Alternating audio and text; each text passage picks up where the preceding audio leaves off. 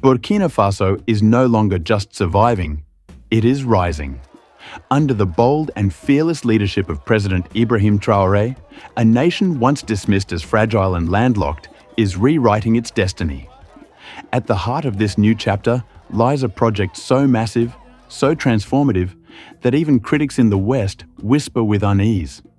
The Ouagadougou Multimodal Dry Port is not just infrastructure, it is a revolution in concrete and steel. For those wondering what a dry port is, it's simple. A dry port is a port away from the sea. It may not touch the ocean, but it works exactly like a seaport. It's an inland hub where cargo is received, stored, processed, and cleared, just as if it had arrived at the coast. For Burkina Faso, this is revolutionary. Instead of relying on foreign harbors and routes, trade will now be managed right here in Ouagadougou. Containers will be checked, taxed, and distributed locally, keeping the wealth at home. But the vision does not stop there.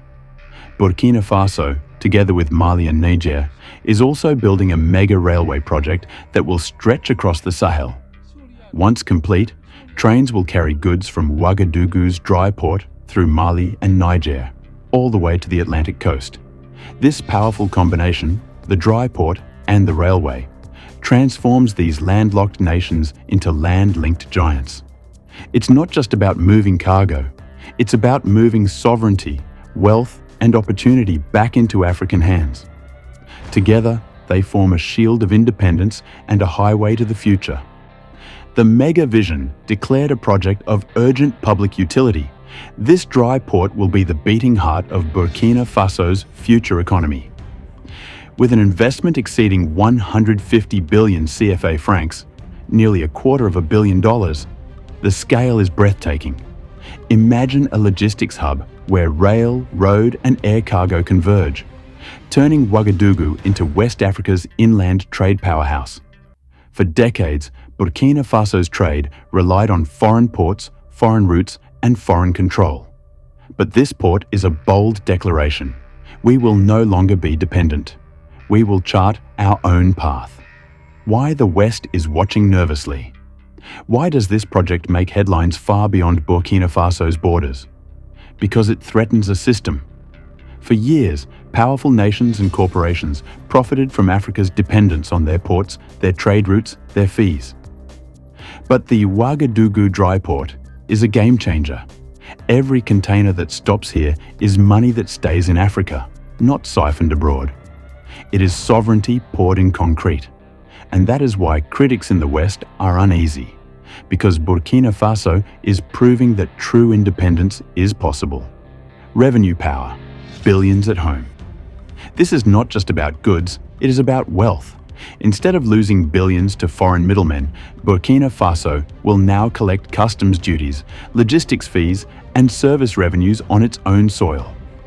These funds will support schools, hospitals, energy projects, and social housing initiatives. It is a model of self-financing development, a project that generates money while building the nation. This is what makes the Ouagadougou dry port not just infrastructure, but a lifeline.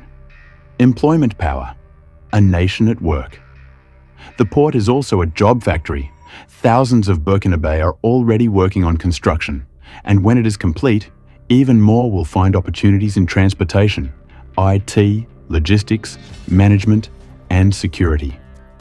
For a young population hungry for opportunity, this project is more than a paycheck. It is dignity, hope, and the chance to build their own nation's future. Regional impact, from landlocked to land-linked. For decades, Burkina Faso was called landlocked, as if geography was a prison.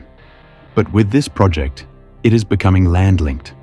The dry port will connect Ouagadougou to regional and international trade networks, positioning Burkina Faso as a key hub in ECOWAS commerce. Neighboring countries will depend on this logistics hub, making Burkina not a follower, but a leader in West African trade. It's more than infrastructure. It's geopolitics. It's sovereignty. It's leverage. Critics and courage. Of course, there are critics. Some say the project is too ambitious. Others, especially in Western capitals, fear what it represents. A Burkina Faso that refuses to bow, that refuses dependency, that is carving out a future without begging bowls or foreign conditions. But President Ibrahim Traoré has made one thing clear. Bold projects require bold courage, and history will not remember the critics.